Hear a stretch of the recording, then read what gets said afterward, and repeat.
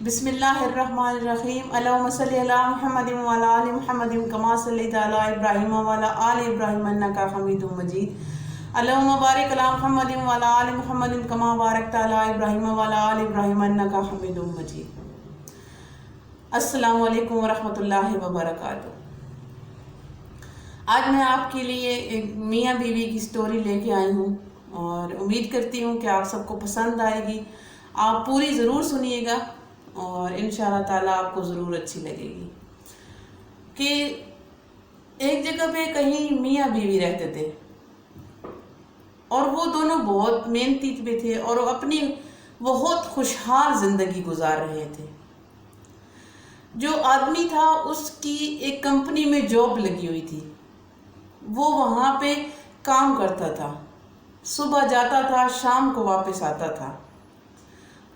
اسی طرح ان کی زندگی چل رہی تھی۔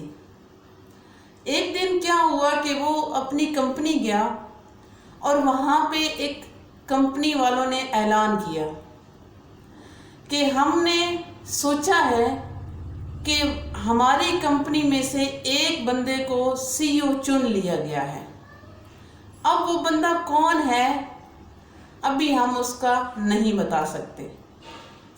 جب وہ آدمی گھر آیا اور اپنی بیوی کو بتایا کہ ہماری کمپنی میں ایسا اعلان ہوا ہے، تو اس کی بیوی بہت خوش ہوئی اور کہنے لگی کہ مجھے امید ہے اور یقین ہے کہ جس طرح آپ اپنا کام سر انجام دیتے ہیں تو مجھے لگتا ہے کہ آپ ہی سی او ہوں گے۔ اب وہ دونوں میاں بیوی خوش تھے اور آخر کار وہ دن آ گیا جس دن وہ اعلان ہونا تھا کہ سی او کون ہوگا۔ شوہر صبح خوشی خوشی تیار ہوا اور بیوی نے اسے بہت حوصلہ دیا کہ دیکھیں مجھے لگتا ہے آپ ہی سی او بنیں گے، اور جس طرح آپ اپنا کام ایمانداری اور محنت اور لگن سے کرتے ہیں تو آپ ضرور کامیاب ہوں گے۔ شوہر آفس کی طرف چلا گیا، وہاں جا کے وہ سب لوگوں میں بیٹھ گیا۔ چنانچہ سارے لوگ جمع تھے، ایک کہتا تھا کہ شاید میرا نام نکلے گا، دوسرا کہتا تھا شاید میرا نام نکلے گا۔ تو جب اعلان ہوا، اعلان کی گھڑیاں آئیں تو اسی کو آدمی کو بلایا گیا۔ جب یہ سارا ماجرا ہو گیا تو وہ گھر جب واپس آیا تو وہ کیا دیکھتا ہے کہ گھر میں اس کا جو ٹیبل ہے، کھانے والا ڈائننگ ٹیبل ہے، وہ بہت ہی لذیذ اور مختلف کھانوں سے سجا ہوا تھا۔ کینڈل پڑی تھی اور پورا گھر چمک رہا تھا۔ وہ بڑا حیران ہوا کہ میں نے تو اپنی بیوی کو بتایا ہی نہیں، لیکن پھر وہ یہ سوچنے لگا کہ شاید میرے آفس میں سے کسی نے میری بیوی کو کال کر کے بتا دیا ہے۔ اب وہ آ کے بیٹھ گیا۔ جب اس کی بیوی باہر آئی، اس نے اپنے شوہر کو دیکھا اور مسکرا کے پوچھا کہ کیا ہوا ہے؟ تو اس کا شوہر کہتا ہے کہ جیسے تم صبح بات کر رہی تھی بالکل ایسے ہی ہوا ہے، مجھے کمپنی کا سی او بنا دیا گیا ہے۔ تو بیوی بہت خوش ہوئی اور ساتھ ہی ٹیبل پہ ایک کارڈ رکھ دیا۔ اس کارڈ میں اس نے اپنے شوہر کے لیے پھول رکھے ہوئے تھے اور ساتھ میں ایک لیٹر کارڈ لکھا ہوا تھا۔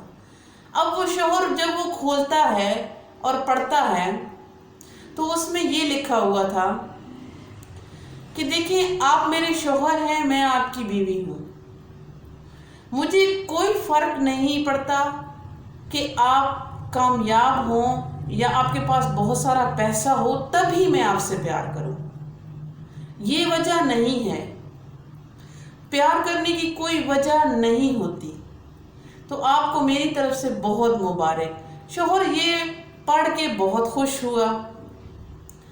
اتنی دیر میں باہر دروازے پہ بیل بجی۔